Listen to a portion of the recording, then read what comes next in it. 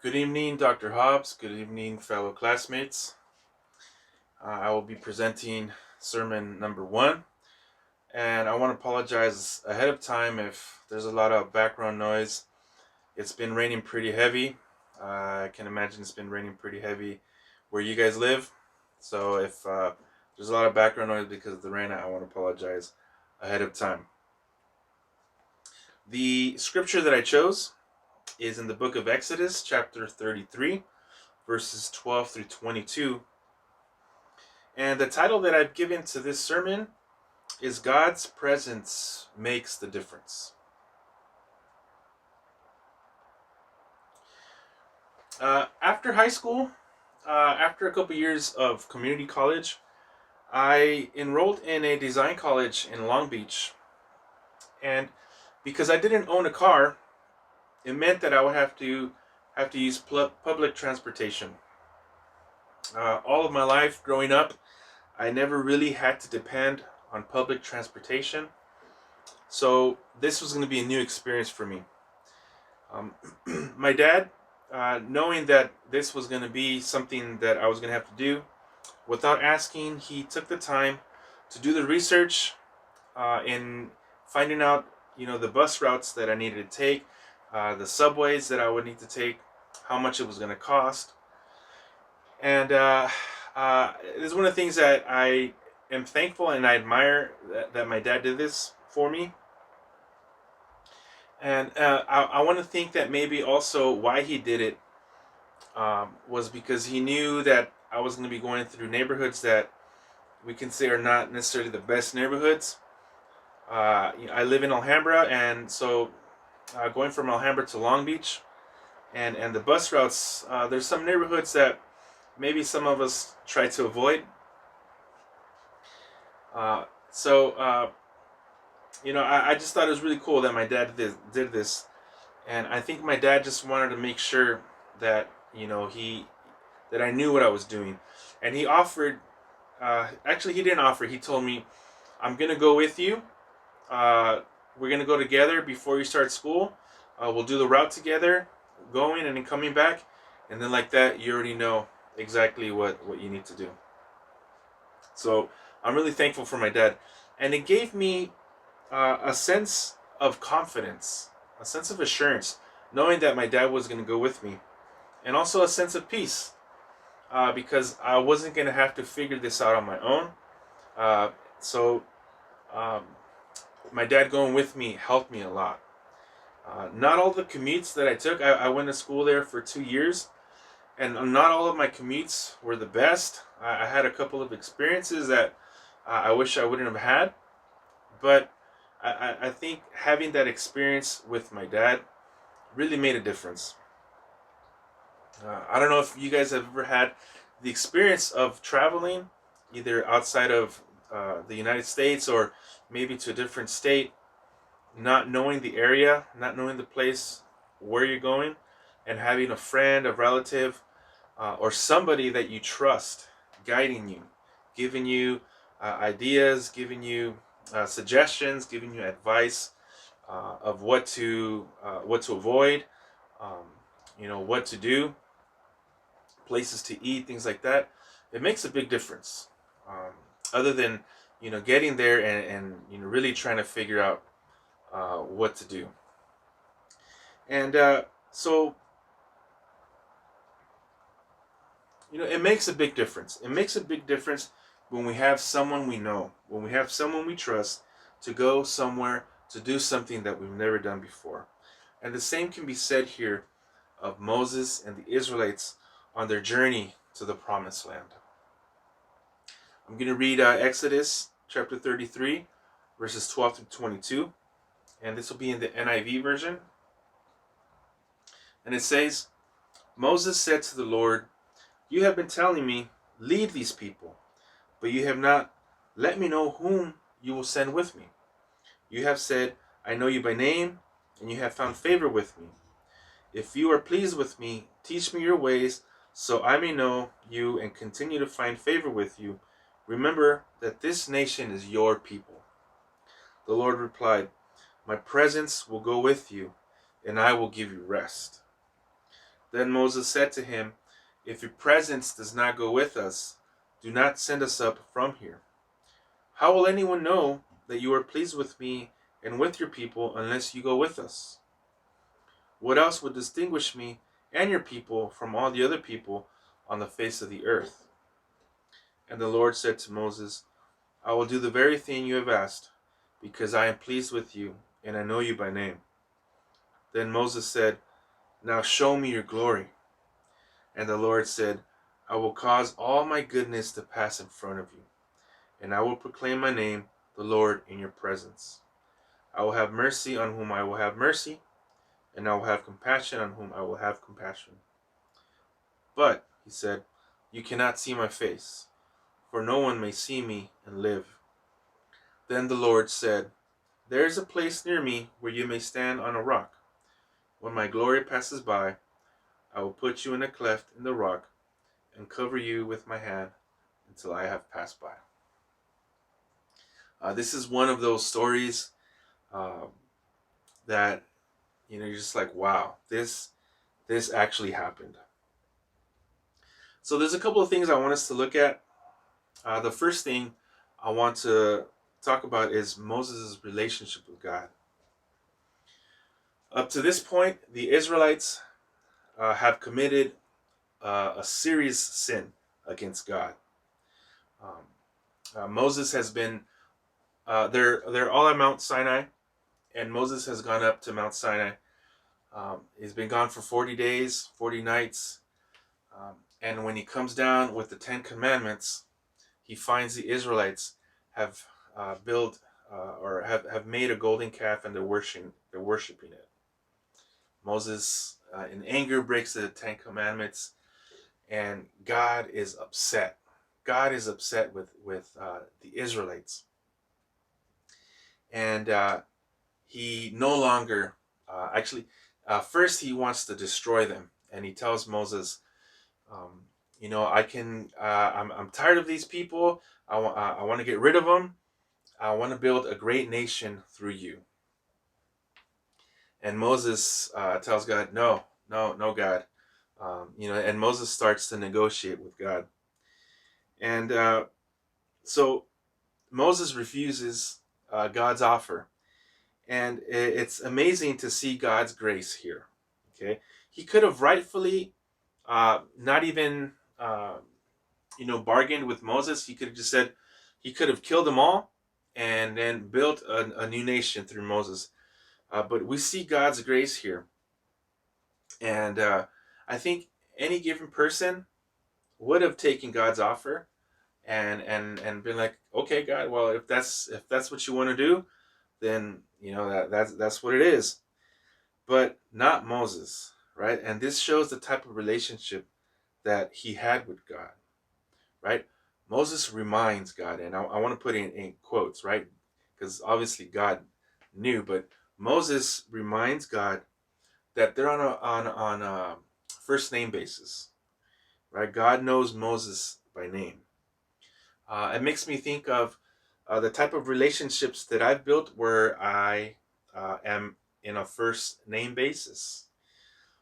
People that I've nurtured relationship, or that I trust or that have confidence, for me to address them by first name.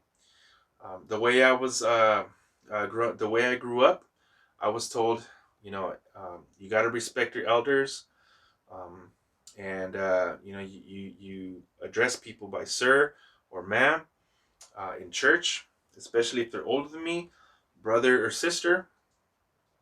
Uh, so, and sometimes, like at work, especially, uh, I'll address people. I work at a school, so I'll address the teachers by their last name.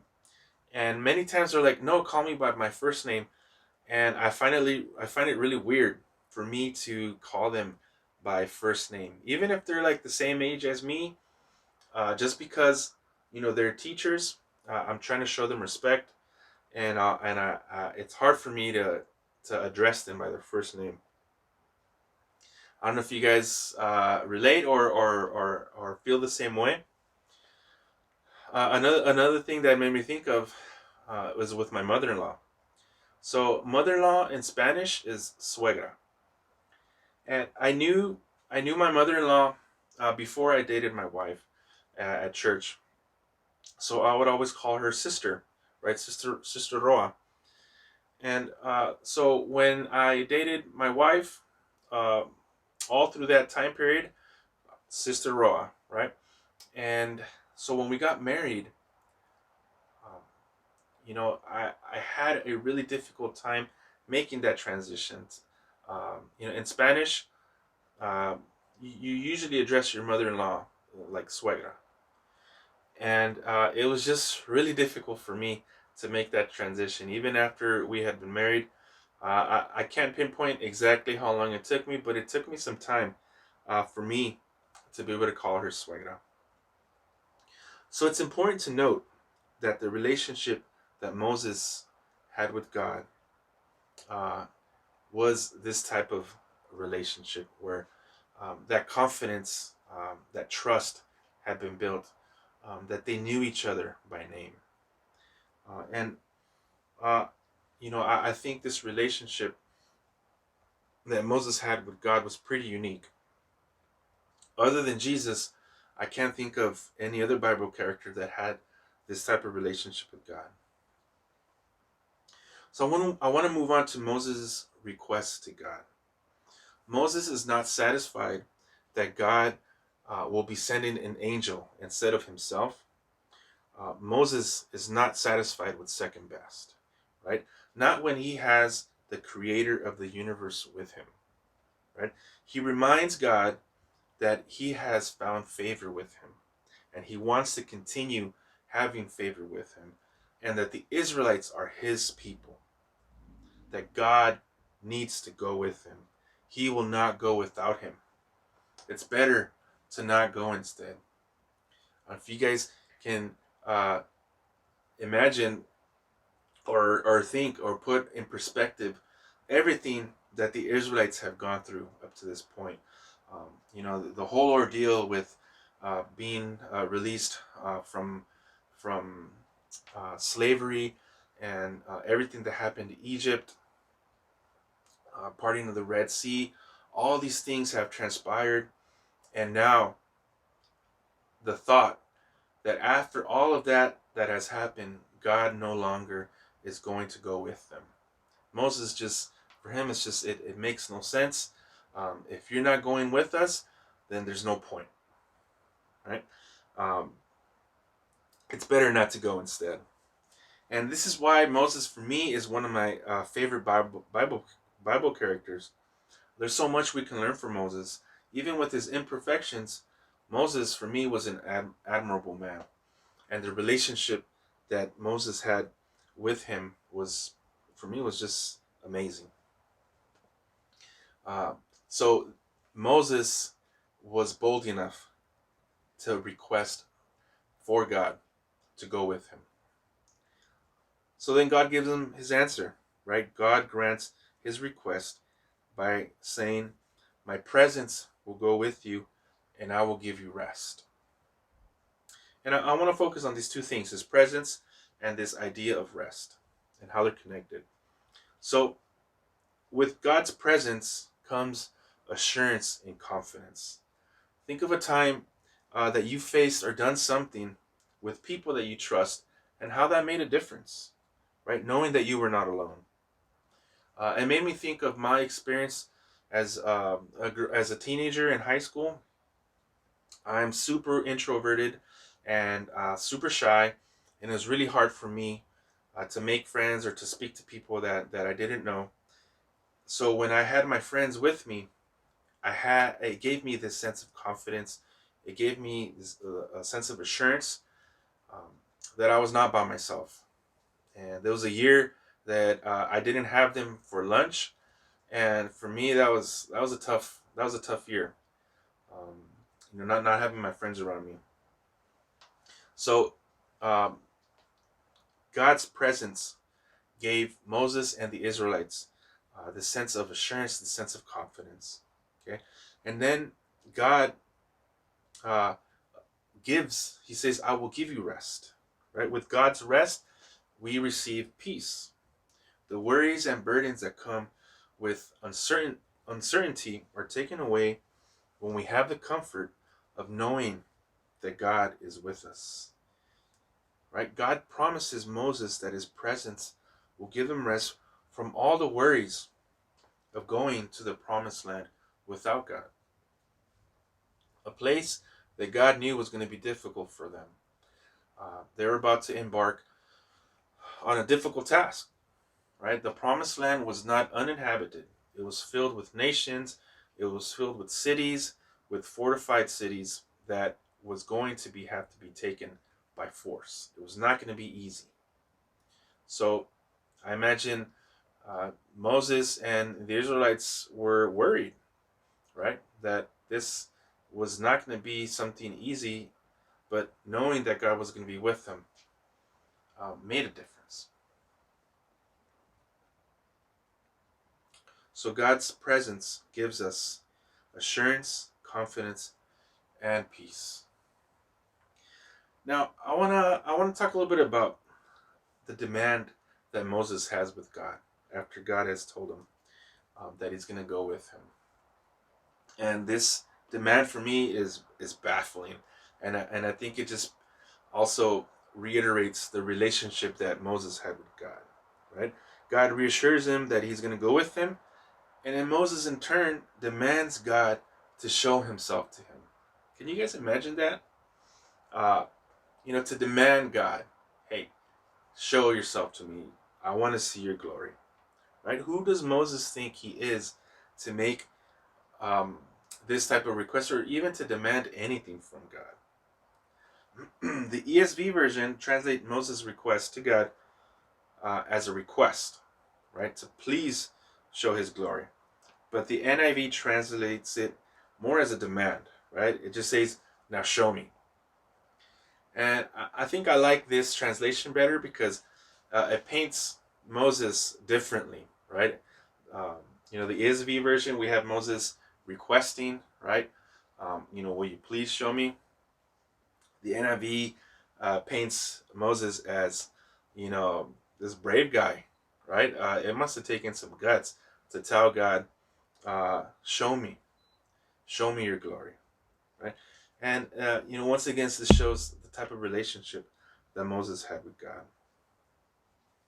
In the same chapter, verse 11, mentioned that God would speak to Moses as a man speaks with his friend. Um, so Moses here is demanding God, show me your glory. So God's answer, right? God reminds Moses that no one can see him face to face and live, but he's going to grant Moses um, the opportunity to see. I want to say a portion of God's glory, right? Not full force, not face to face. So he tells Moses, I'm gonna cover you because if I look at you face to face, you're gonna die. It's just too much for you to bear. Um, so he protects Moses, right? As he passes by, he puts his hand over him, and once he passes by, and Moses is able to see God's presence from the back. I don't know if you guys can imagine um, what that must have been like. I mean, I can't even imagine what that must have been like just to see a sliver, a tiny portion of God's glory. So the question here, or actually I want to move us towards, we may never have a relationship like Moses did with God, but that doesn't mean we can't have a great relationship with God. And here we have an example of God's interaction with Moses and the chosen people. And for us, it serves as an example of, first of all, that God is approachable, right? That God is approachable, that we can build a relationship with God the same way that Moses did with God. We can also do the same thing.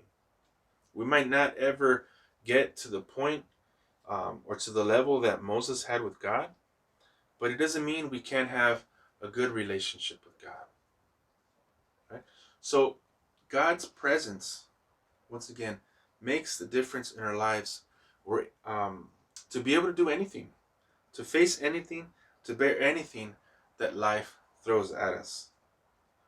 But this is where the challenge comes, right?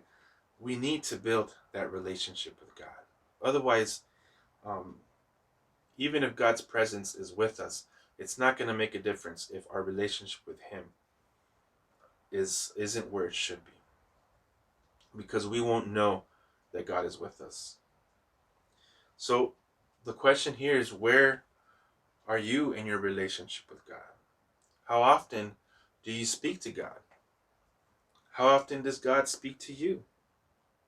Right? Can you think of times in your life where you know God was with you? Right? Examples that we find in the Bible, like this one with Moses, serves as an encouragement that God, first of all, promises to be with us. And with that, God gives us rest. So what type of church, it makes me think, what type of church would we be if we were a congregation that truly has a relationship with God? A tiny portion of what Moses had with God. If we, as a church, as a congregation, can nurture this type of relationship, you know, what kind of a congregation would we be? How much more confident would we be to go and do the will of God, individually and as a church, to know that God is with us, that God is going to give us success, that God is going to help us when things are difficult? It makes a big difference knowing, or really having a strong relationship with God. So we must be reminded that we need to maintain our relationship with God, that needs to be top priority in our lives as a church. And secondly, we must be reminded of His promise that He will always be with us, just as He was with Moses, just as He was with Joshua, um, and with so many examples of how God worked um, and did great wonders through people that had um, this relationship with God. And I want to encourage you today to think about, first of all, where is my relationship with God? What do I need to do to better my relationship with God? And I want to encourage you that with God's presence, God gives us assurance, God gives us confidence, and God gives us peace and rest. Thank you.